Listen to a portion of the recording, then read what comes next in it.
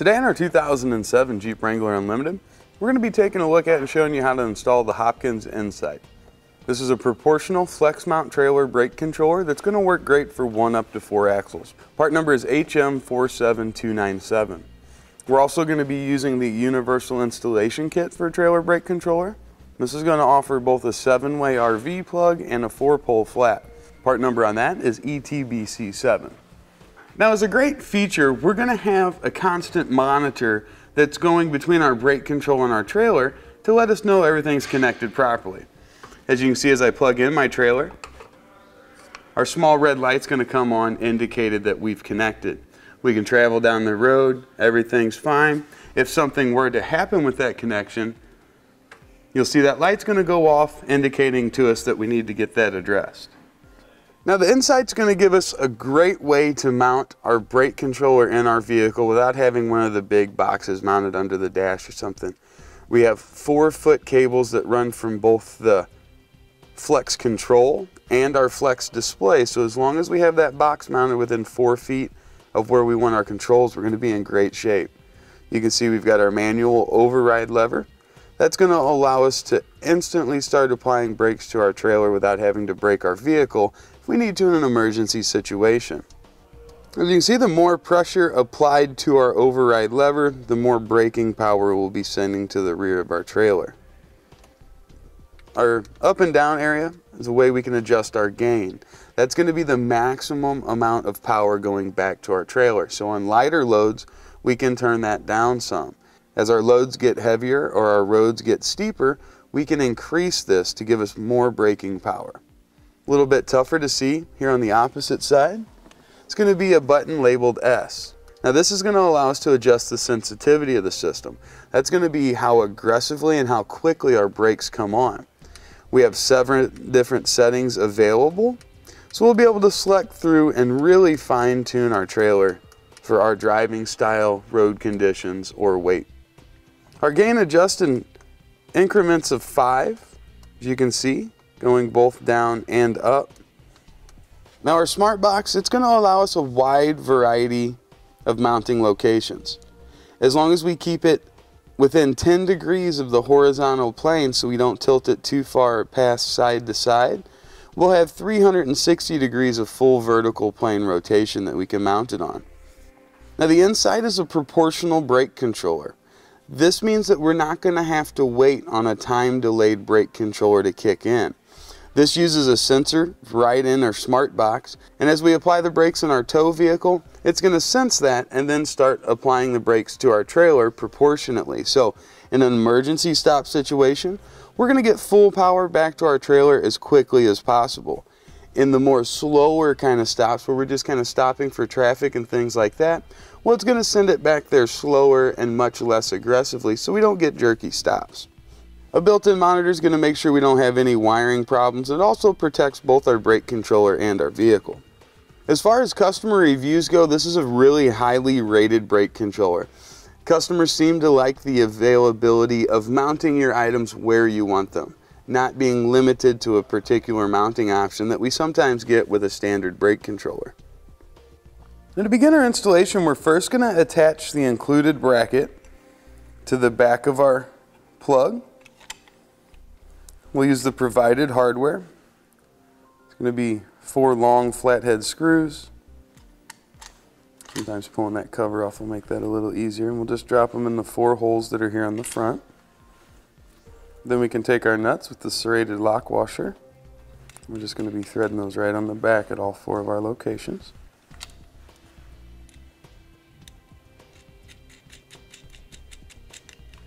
Now we're going to take a flathead screwdriver and we'll just tighten those screws down, making this nice and secure.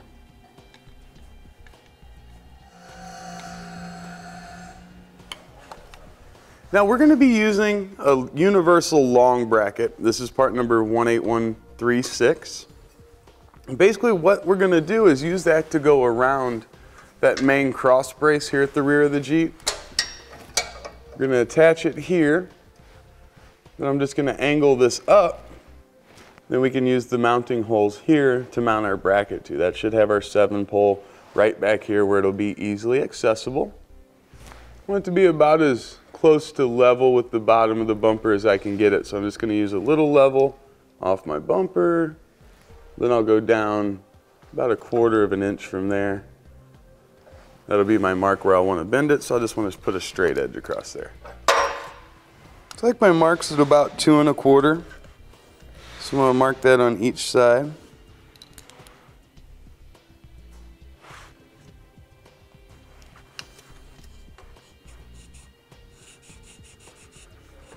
So I'm just going to use a vise here in the shop to hold this as I apply a little bit of force to bend that.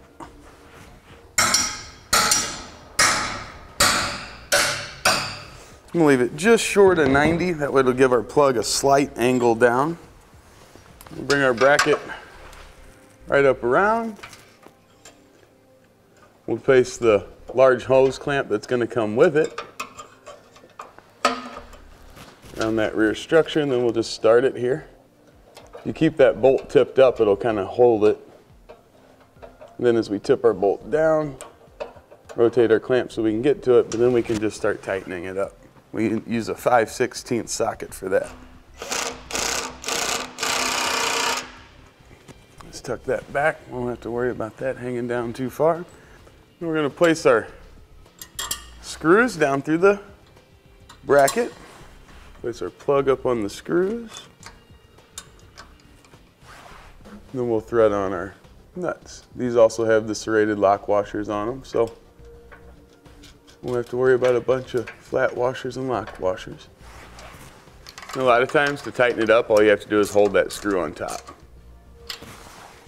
All right, we're mounted. All right, now we can kind of separate out our wires here, and we'll take a look and see what's going to do what. Our white wire, this is going to have a ring terminal on it already. This is going to be grounded anywhere to the frame or body of the vehicle, preferably the frame. You can see our 4-pole plug here. This is going to work with an existing 4-pole, and you can simply plug them together if you choose, or you can use some butt connectors and get them connected together.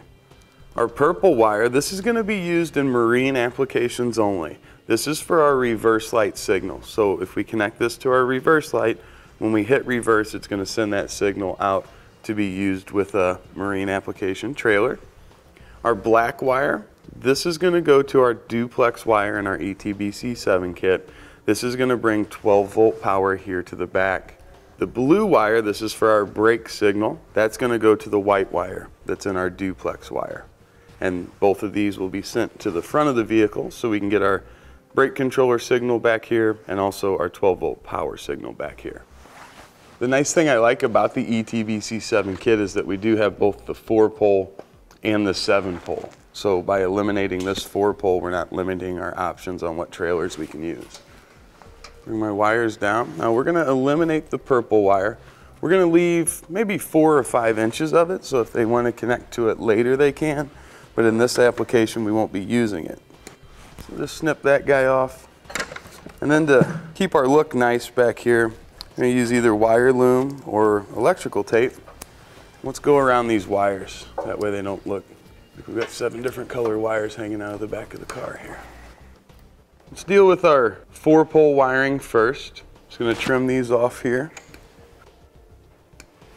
The ground wire, I want to keep it pretty long. I'm going to attach it to my other ground wire. Ground them both out. Separate that one off. Also separate my other 3. Now we'll snip these off as well. Now let's strip our existing 4-pole wires back. And strip the 3 off of our plug as well.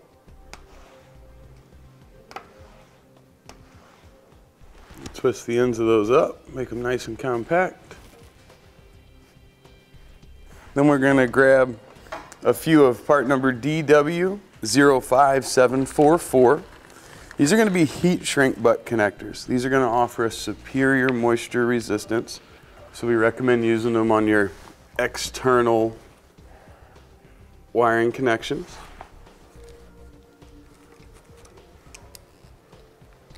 Make sure we got a good connection there.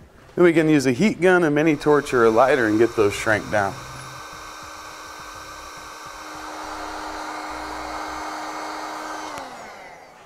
I'll just continue for our other two connections here. Make sure that we put yellow to yellow and brown to brown. Now I'm going to bring my ground wires down. Kind of get them about the same length as one another. And I want to trim both of those off, get those stripped back. Then we're going to add on a ring terminal. A bit of tape on there.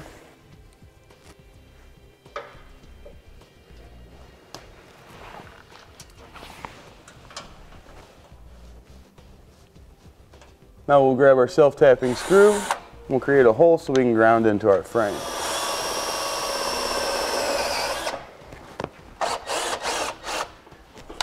Once our hole's started, place our ring terminal on our self-tapper there and then just secure it down. We want to make sure that it won't move. It's nice and solid. Now I'm going to trim back the end of my duplex wire here. I want to gain access to the two wires inside. The black one, that's going to carry our 12-volt power from the front. The white one, as we talked about, that's going to be for our brake signal. We'll strip those back. And we're also going to cut the provided butt connectors off. And we're going to be replacing these with heat shrinks as well, just to give us that superior moisture resistance. We don't have to worry about corrosion. For these, since these are a little bit heavier, we're going to be using the yellow butt connectors here for 10 and 12 gauge wire. Those are part number DW05745. We'll connect the black to the black, and then the white, that's going to go to the blue. And we need to get those shrink down.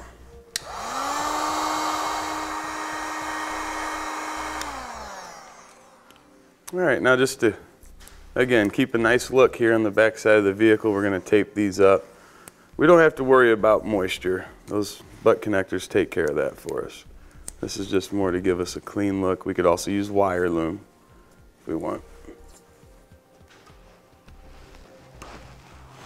You see I've separated out my duplex wire because this needs to go to the front of the car still. All of this is going to stay back here. So we want to make sure we have an avenue or an area where that can get out of our tape so we can send that where it needs to go. All right, that looks good. And now I'm going to take the other end of our duplex wire. I'm going to get this over towards the passenger side. I'm going to run up that side because our battery's over there. I'm going to run it up over this support brace. Or up over your hitch, whatever you've got installed back here. All right, then over here where my wiring is, I'm just going to use a zip tie to keep that kind of up beside the plug, and it will really give it a good look. On the other end of my duplex, I'm going to use a piece of airline tubing here. You could use a coat hanger or a stiff piece of wire. I'm just going to attach it to the end, and I'm going to use this as my guide. We're going to be running this up through the frame of the Jeep, give us great protection, but also can be a little bit tough, so you want to give you some kind of advantage, and this can certainly help. At the end, we're going to hook that right into the frame and start heading forward with it.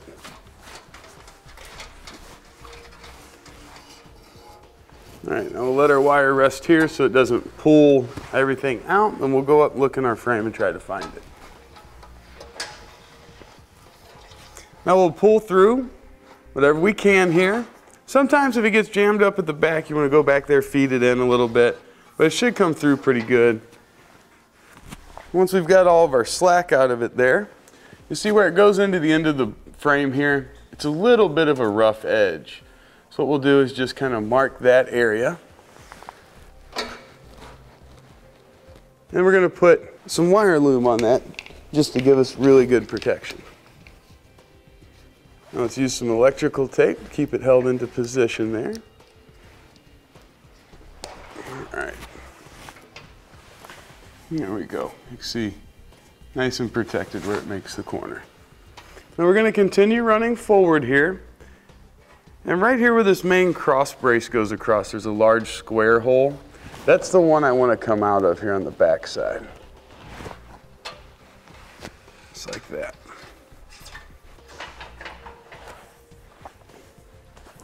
Once we've got out to this point, then you'll see right above it there, got this wire loom.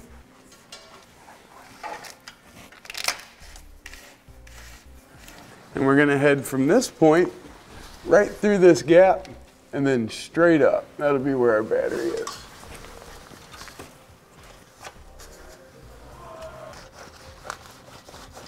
All right, we're gonna put enough up there so we can find it. Then we'll go up and try to pull it through. You can see here our Airlines come up kind of by our dipstick there, which is pretty close to perfect.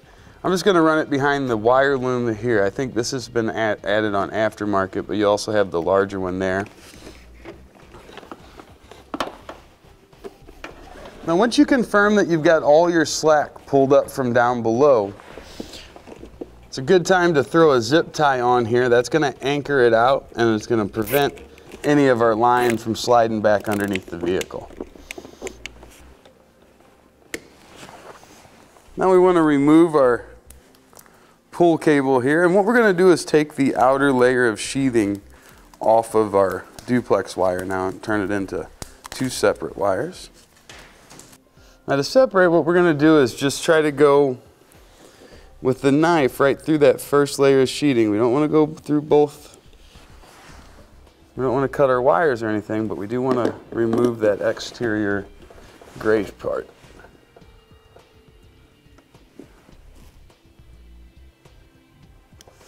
Now with those separated, we'll set those aside for just a second. Next thing we need to do is figure out where we're going to be mounting our breakers. So what our breakers are going to look like. We're going to use 3 self-tapping screws to secure them. So you just want to make sure wherever you choose, you're going to have room to get all 3 of them put in. Right back here on the firewall. Seems like that's going to be a good location. Just want to remove a little bit of the insulation that's covering that up. It cuts pretty well.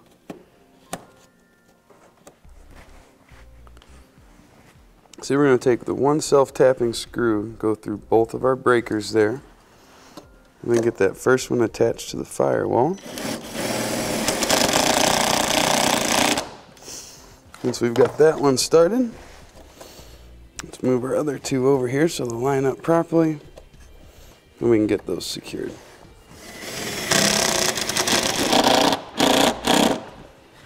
Now with our breakers installed, we need to figure out how we want to run our wires. I'm going to be using this big wire loom that runs across the back to take them over, and there's a grommet over on the driver's side. I need to get my brake wire over there. From my 30 amp breaker, I need to get power to my brake controller over there. And then we also need to get ground from our battery over there and into the floorboard area of the truck. So what I've got is a piece of 10 gauge wire. It's 10-1-1 on our website, and that's per foot. So you'll just have to estimate about how much you're going to need. And then we're also going to be using some wire loom. That way I'm going to be using 2 white wires and a black wire. I can put all those in one case and it'll look a little better as it runs across there. The wire loom, you'll get 10 foot. Its part number is 39035. So we'll start with our 12 volt wire that comes up from the back. This is going to get connected to the top side of the 40 amp breaker using one of the provided ring terminals. So we can cut that to length there. Leave a little bit extra in case you ever need to change anything up. So you use one of the ring terminals that's got the smaller hole on it. And now for the accessory side, whether it's 12 volt power or for the brake controller, we're going to use the silver stud. The copper stud is going to be the one that runs to our battery. So we'll pull off the serrated washer, pull off the nut, slide that right over, put the washer back on, and also the nut. Now the piece of wire that we trimmed off, we're going to do the same thing to. We'll strip it back and add one of the ring terminals with the small diameter hole. And that's going to run in that same path as what that one did. but it's going to go over to our 30 amp breaker. You'll get a 20 amp breaker and a 30 amp breaker. Whatever your power demands are, you can just put in the 20 amp if you're using something low power, but always put in the 30 in case you need extra. Now we'll wait on tightening these down until we get all of our wires connected, but when we do, we'll just want to tighten that down so it runs over top of that breaker. We don't want it to make contact with this stud. Now I'm going to get my ground wire set up. So I'll take our extra piece of wire. I'm going to add one of the larger diameter ring terminals onto the end of it. Crimp it down. And feed this in the same direction as our other two. But this one will turn up. And it's going to go right on our battery's negative side stud.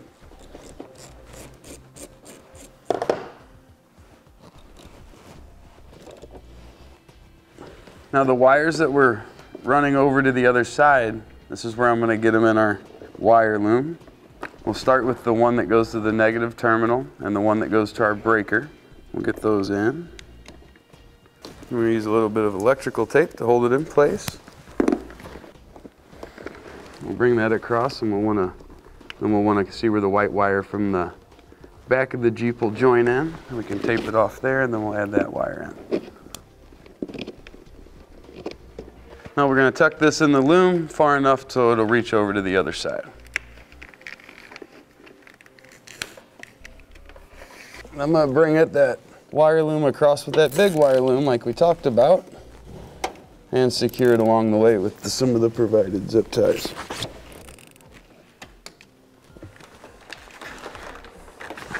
I'm going to take just enough loom here to where I can get down, and just beside the brake booster, it's going to be a small grommet that we're going to go through. I'll trim off what I don't need. Get our end taped up.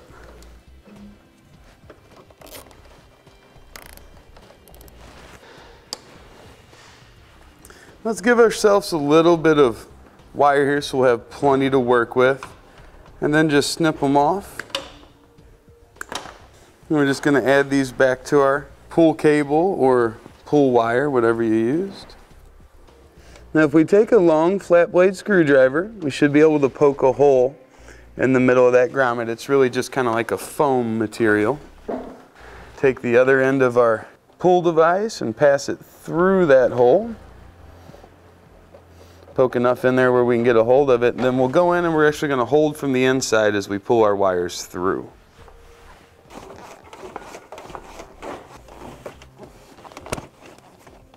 Alright, now we'll just snip off our wires, and we'll have everything down here we need to make our connections.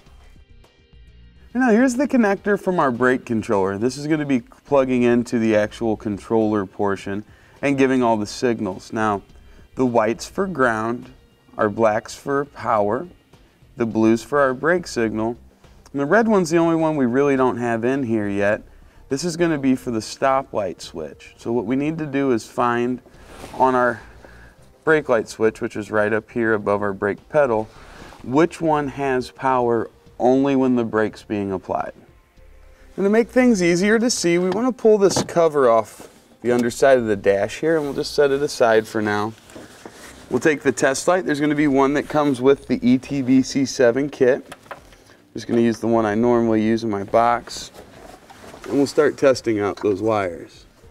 You see we've got 6 of them there. Alright, so that's what we're looking for. That's going to be the white wire that's got the tan stripe.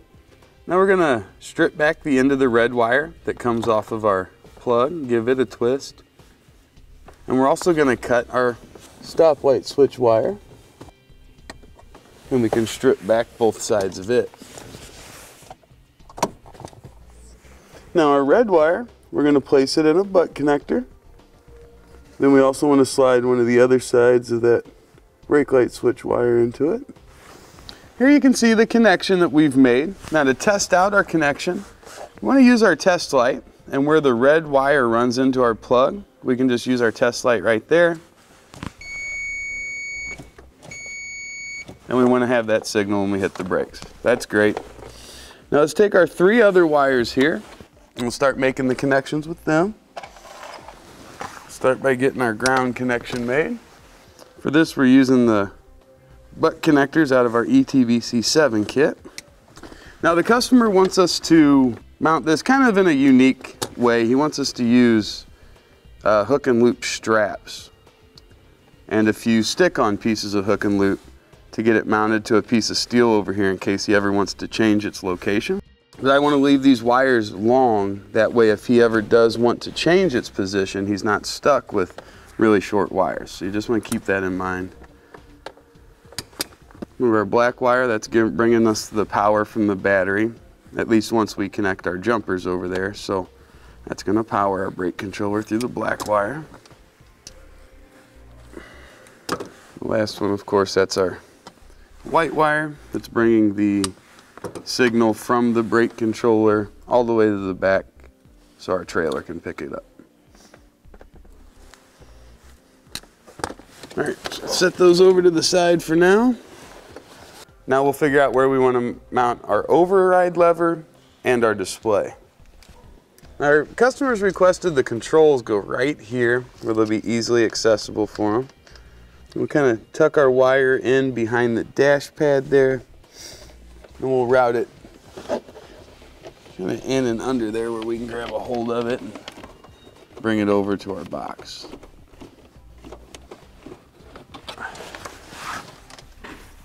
Now this one come out down here near where we'd be mounting our box, and now we need to get our display situated. Now the display, he wants that to be set kind of right over here in the middle. So we'll just route our wires down and around that and tuck in there as good as possible. Bring that over and run it the same direction there. Now we're going to plug the pigtail that we got wired up into the pigtail coming off of our smart box. We can also plug in our two peripheral devices, or our two external components here. Now these use different size plugs. We don't have to worry about getting that mixed up. Once we plug it in, we can use either double stick foam tape, we can use hook and loop strap, or we can use self tappers to secure it. We're going to be using some hook and loop, so we'll need to clean up the back side of it. A little bit of rubbing alcohol. While we're at it, we can also clean off our mounting surface. Pull one side of the covering off. Attach it to our box.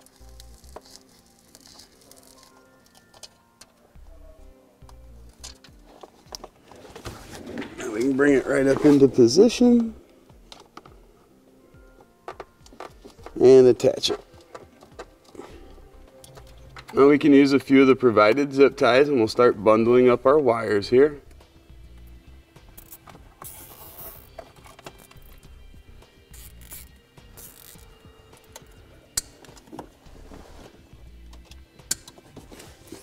Now we'll clean off our flex display, apply the hook and loop, and get it secured.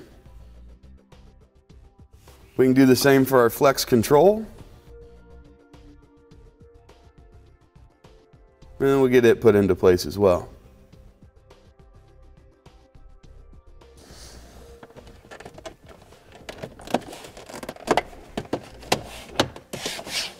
And now we should have a short piece of black wire left over. Strip both ends of it and add a small ring terminal on there.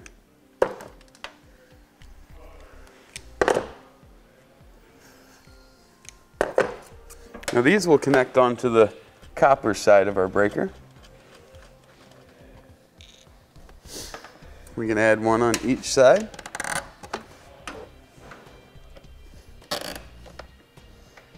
Place our washers and our nuts back on.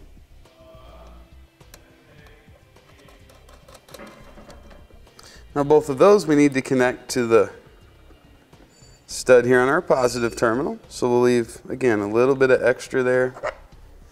Clip them off and get those stripped. To those we can add our larger ring terminals. Now let's take the nut off the positive post here. We get those put in place.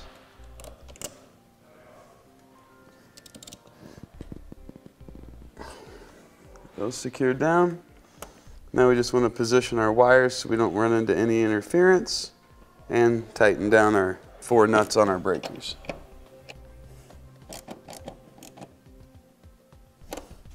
Alright, now we can test out our system and make sure everything's working as it should. Now to test out our system, we're going to use our trailer emulator. Start with our 7-pole side here and plug that in. We're going to have a light come on immediately. That indicates we've got our 12-volt power. Alright, now let's do our left blinker, our right blinker, running lights, our brakes, and then we'll send the brake signal from our brake controller. Alright, we'll get our 7-pole tester out of there. Now let's test out our 4-pole. Just using a tester there. Get that plugged into our 4-pole side. Alright, we've got our running lights, our left blinker, right blinker, and our brakes. Now with everything working as it should, that completes our installation of the Hopkins InSIGHT Flex Mount Trailer Brake Controller, part number HM47297, also using part number ETBC7 on our 2007 Jeep Wrangler Unlimited.